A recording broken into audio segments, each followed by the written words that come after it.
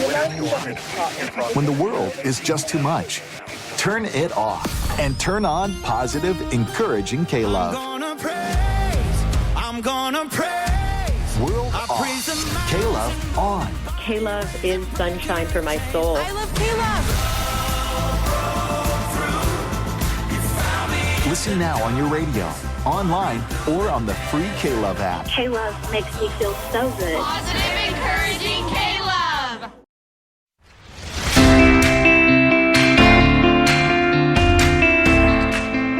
Welcome to America's favorite Medicare podcast, Medicare Moments, with the one and only Toni King. Hi, Toni King.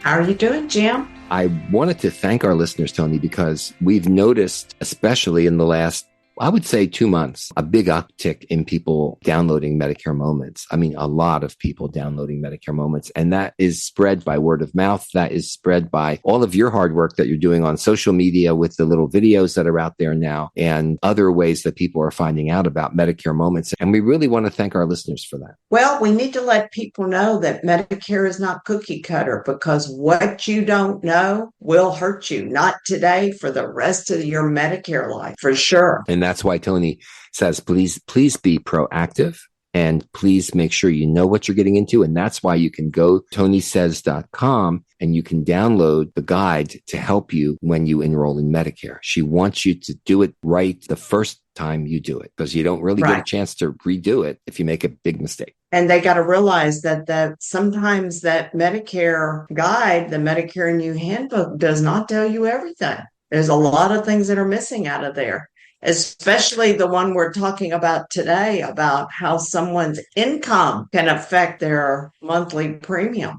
That's amazing. And that's the title. Does my spouse's income affect my Medicare monthly premium? And this comes to you from Lubbock, Texas, from Gerald, who says, my wife, Joyce, who is not 65, was released from her job in February, and our joint income has changed because she's no longer earning $230,000 per year.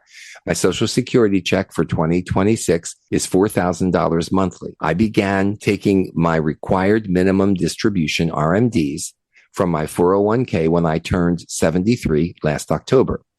For 2026, Medicare uses our joint income of $278,000 to charge me a monthly Medicare premium of $443.30 for 2026, which is $405.80 for Part B and $37.50 for Part D. Please explain, 1, how I advise Medicare that my income level has changed since Joyce is unemployed and our yearly income now is below $218,000. And 2, when I began taking my RMDs last fall, is this amount also added to the total yearly income for my Medicare premium? Thanks, Toni, for your help. Gerald from Lubbock, Texas. So let's go out to Lubbock, Texas. And what do you say to Gerald? And go see George Strait while we're out in Lubbock, Texas. I almost said Luckenbach, Texas, because I was thinking of Willie. But go ahead. People don't realize that when you're drawing money or when you're making an income, that does affect your spouse that's past 65's Medicare premium. And because she was still working, he had to pay more. And now that she's not working, he can either wait 2 years for the IRS to notify Social Security that Joyce is not working, or they can go out and tell Social Security that they've had a life-changing event. The form is called SSA 44. So if anyone is no longer working, you've got to decide, do I want to wait 2 years for the IRS to finally notify Social Security that my income has come down? Or do I want to tell them? And as far as Gerald is concerned, he's ready to tell them because he wants his to come down. And it will, because he's going to end up taking the $230,000 off of the amount that they're making. And that brings him to where his average Part B will be $202.90 for 2026.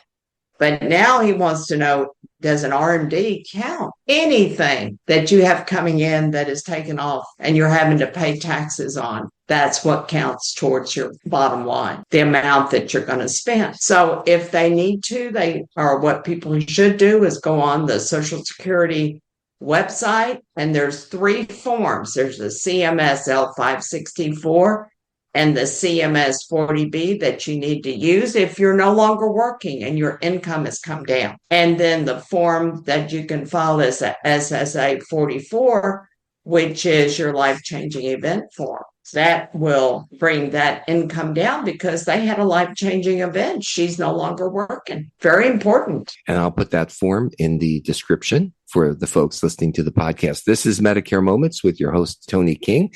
I'm Jim Glogowski. Thanks for joining us. We're going to take a break. We'll be back in a moment. Don't go away. Hi, everyone. If you've been injured in an accident that was not your fault, listen up. We have legal professionals standing by to answer your questions for free. Call now and find out if you have a case and how much it's potentially worth. Call 800-710-5100. I'm here with spokesman John Wolf. So, John, tell everyone listening who should call right now. Well, Maria, first off, thank you for having me here. It's always nice to answer the listeners' questions. Now, as far as who should call in, anyone who's been injured in an accident and think you deserve compensation, give us a call right now. 800-710-5100. You'll find out if you have a case and how much it's potentially worth. Thanks, John. You heard it, folks. Take advantage of this opportunity and call now. 800-710-5100.